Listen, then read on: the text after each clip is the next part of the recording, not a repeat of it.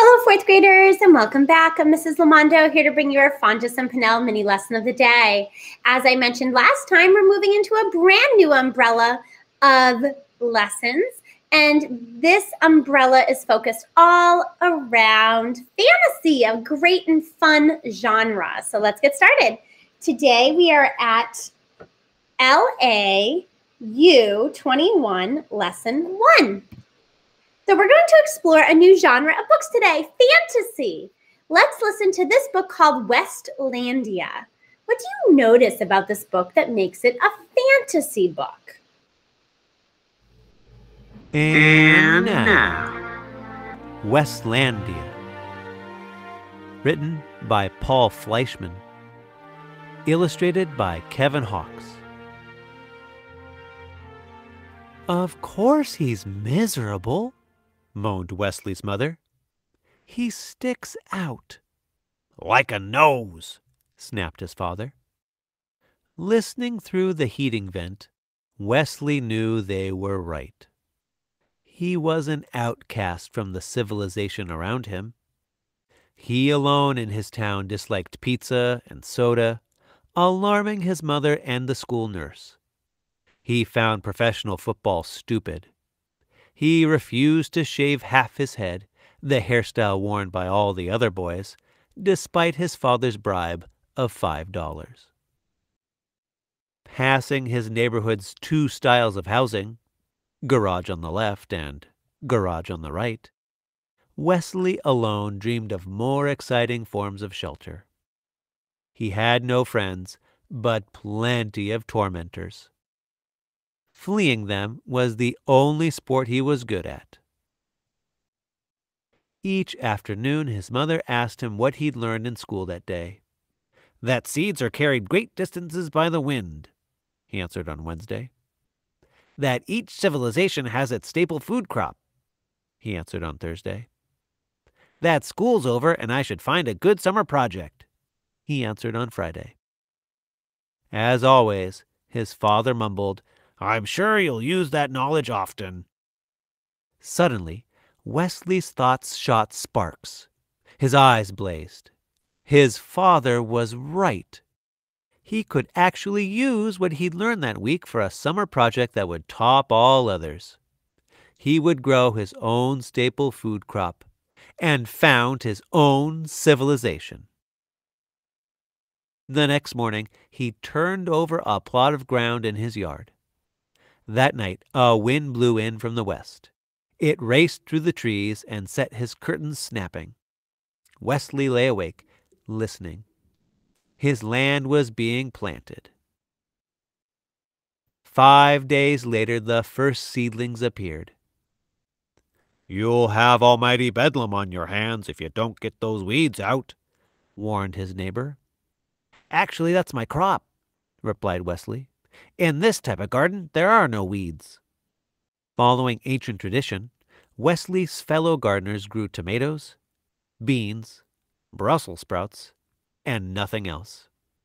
Wesley found it thrilling to open his land to chance, to invite the new and unknown. The plants shot up past his knees, then his waist.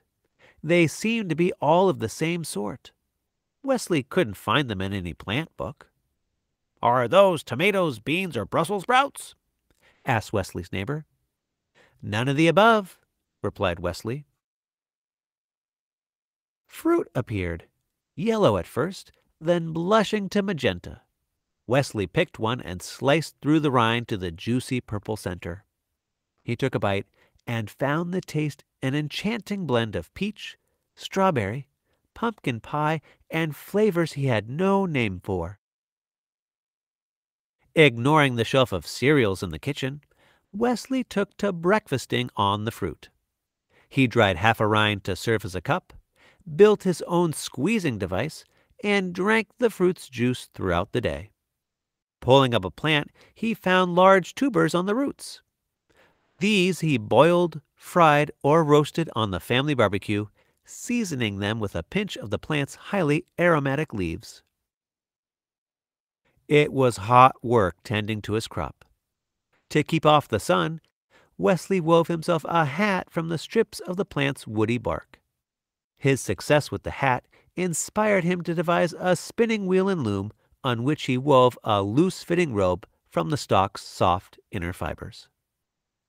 Unlike jeans, which he found scratchy and heavy, the robe was comfortable, reflected the sun, and offered myriad opportunities for pockets. His schoolmates were scornful, then curious. Grudgingly, Wesley allowed them 10 minutes apiece at his mortar, crushing the plant seeds to collect the oil. This oil had a tangy scent and served him both as suntan lotion and mosquito repellent. He rubbed it on his face each morning and sold small amounts to his former tormentors at a price of $10 per bottle. "What's happened to your watch?" asked his mother one day. Wesley admitted he had no longer wore it.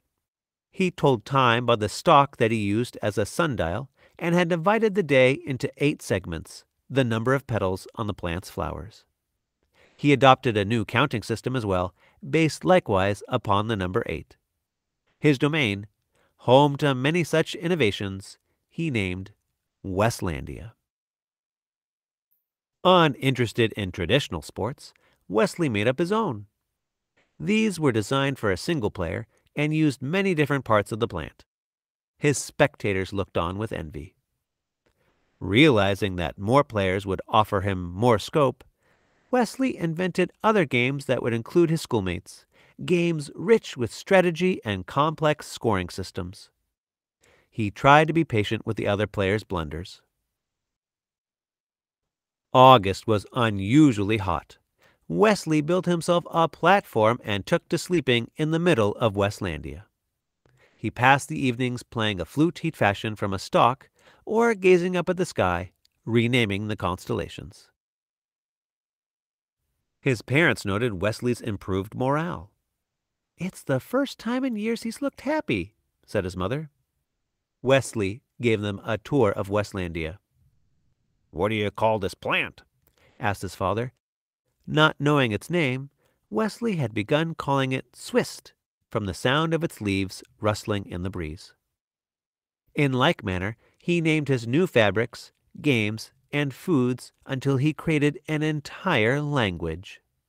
Mixing the plant's oil with soot, Wesley made a passable ink. As the finale to his summer project, he used the ink and his own 80-letter alphabet to record the history of his civilization's founding. In September, Wesley returned to school. He had no shortage of friends.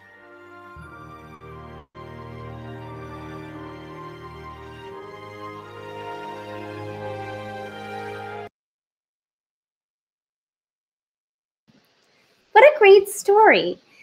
So this is an example of a fantasy book. Let's talk about what makes a book fantasy. So fantasy books always cannot happen in the real world. Fantasy books often have magical objects, often are about good versus evil, often have characters that have magic powers or use magical objects, and often reveal a lesson or something true about the world. Fantasy books sometimes are set in the real world. Fantasy books sometimes are set in imaginary worlds. They sometimes involve science and technology that may not be possible yet, kind of like science fiction. All right, 4th graders, I would encourage you to broaden your book reading by adding in a fantasy book and checking out that genre. All right, 4th graders, that's all for today. I'll see you next time. Bye.